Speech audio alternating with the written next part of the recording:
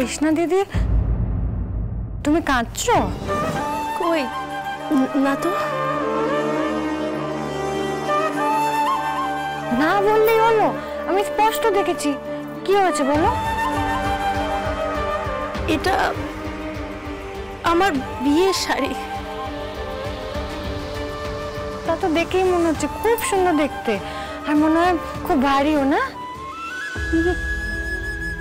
সে তো হবেই, আসল রূপোর সুতোয় তৈরি করা যেন। কিন্তু মা ভয় পেয়েছিল জানো তো, যে হয়তো আমি এই শাড়িটার ভার নিতেই পারবো না। কিন্তু শাড়ির ভার তো দূরস্থ, আমি আমার জীবনে সম্পর্কের ভারটাই নিতে পারলাম না জানো। যখন কোনো সম্পর্ক থেকেও থাকে না, তখন রোজ কষ্ট হয়। কি চাইছো? আমার আর পারোর বিয়েটা ভেঙে যাক, তাই না?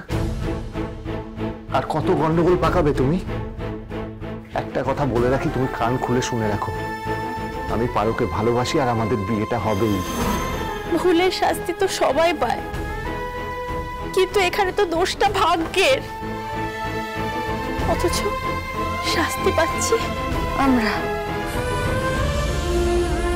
জানো দিদি, আমার দুধের দাঁত যখন পড়েছিল, আমার মামা আমায় বুঝিয়েছিল যে কষ্টকে শাস্তি ভাবলে কুকড়ে যাবে, কিন্তু আশীর্বাদ ভাবলে খিলখিল করে উঠবে। দেখো, আজ আমি এত খিলখিল করেছি যে আজও আমার ৩২টা দাঁত কেমন সুন্দর।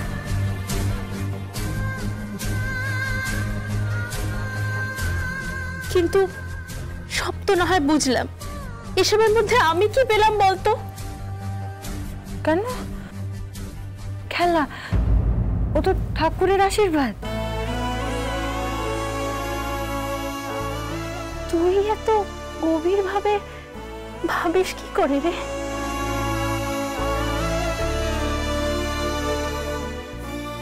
এমনি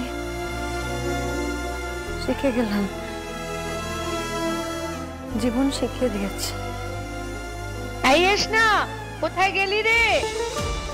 হ্যাঁ শোন না, আমাদের ডাকছে, তুই তাড়াতাড়ি কাজ শেষ করে আয়, বুঝলি?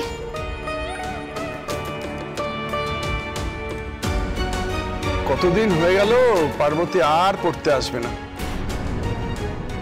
আর লেখাপড়া আজই তো চলে যাবে। যে যেটু লেখাপড়া শেখাবে বলেছিল তাকেও ছেড়ে চলে যেতে হবে।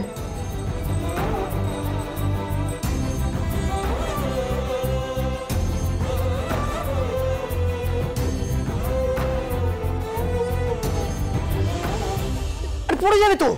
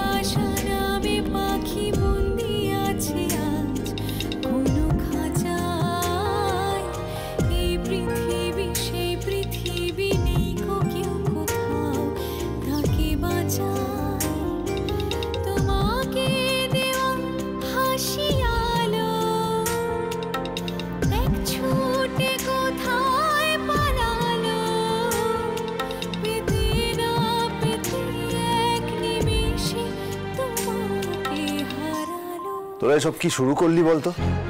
দেখ দেব, আজ তোর বিয়ে, তুই একটাও কথা বলবি না। না না, আমি বলছি এগুলো তো কোনো। আমরা কত কষ্ট করে এটা বানালাম, এক্ষুনি এটা নষ্ট হয়ে যাচ্ছিল। ভাগ্যিস পার্বতীরা ধরে ফেললো, না হলে তো পুরো কাট আউটটাই নষ্ট হয়ে যেত। কিন্তু এসবের কিন্তু কোনো দরকার ছিল না। বিয়ে বাড়ি সব মেয়েরা কত সেজে গুজে আসবে। শোনো, তুমি যাতে তোমার বউকে গুলিয়ে না ফেলো, তাই জন্যই এটা করা, বুঝলে? এবার কিন্তু নো চান্স। আচ্ছা বাবা, ঠিক আছে ঠিক আছে। এবারে আবার কাকিমা ডাকলো বলে এরপর তোর গায়ে হলুদ হবে। কি রে, ওদিকে গায়ে হলুদের সময় হয়ে গেল, এক্ষুনি চল চল চল চল। ছিলাম, চল চল চল চল।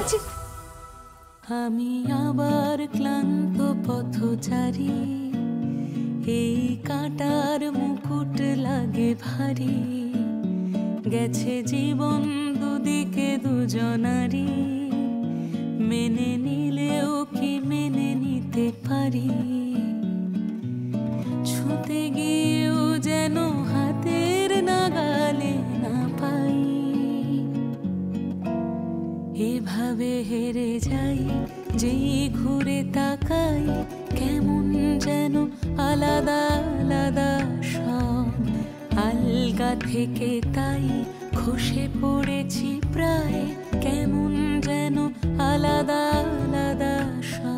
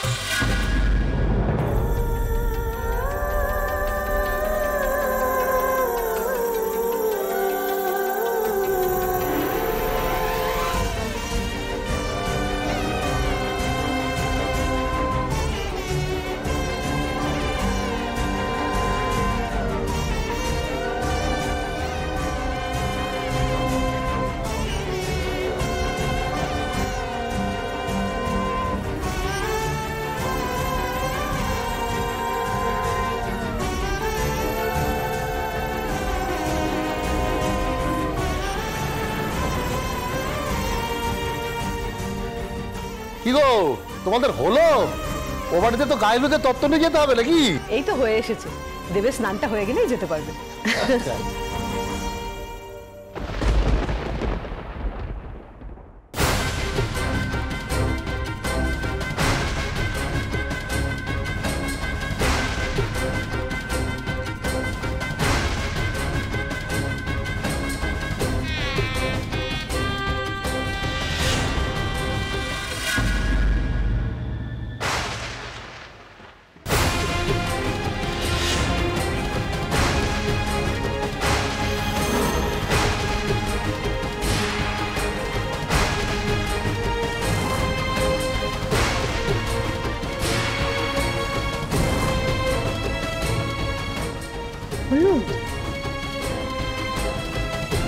তোরা কি করলি বলতো?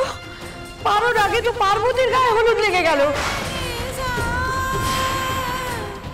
এবার কি হবে?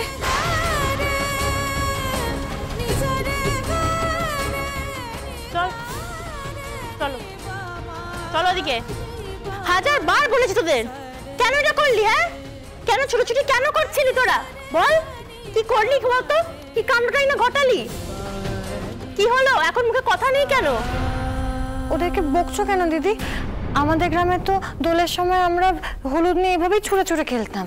এত সামান্য হলুদই, এই তো দেখো, এই যে চলে গেছে।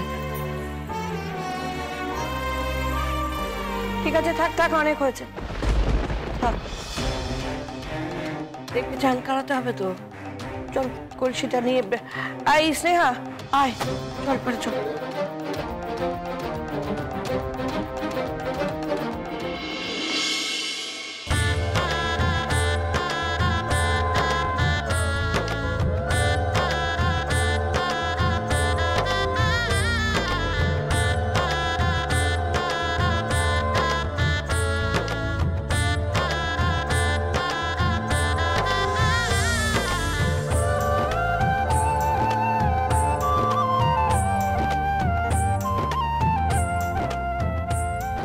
পূর্বা, মাছটা রেডি আছে তো?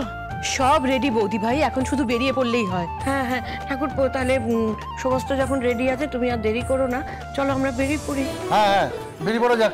কই আপনারা আসুন, এই তত্ত্বগুলো তুলুন, আসুন আসুন।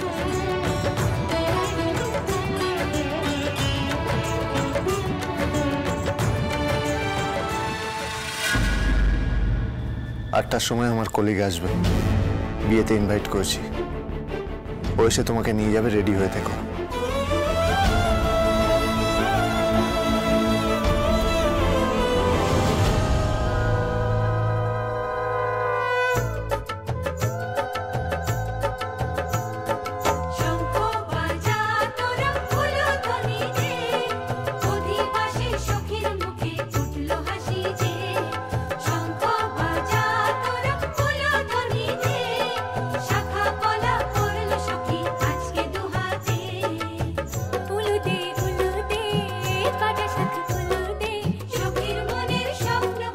দেবদের বাড়ি থেকে হলুদ এলো?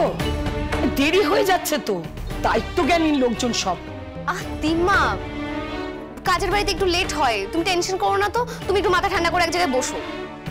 এই তো এসে গেছে গায়ে হলুদের তত্ত্ব। তুমি আশেপাশে থাকলে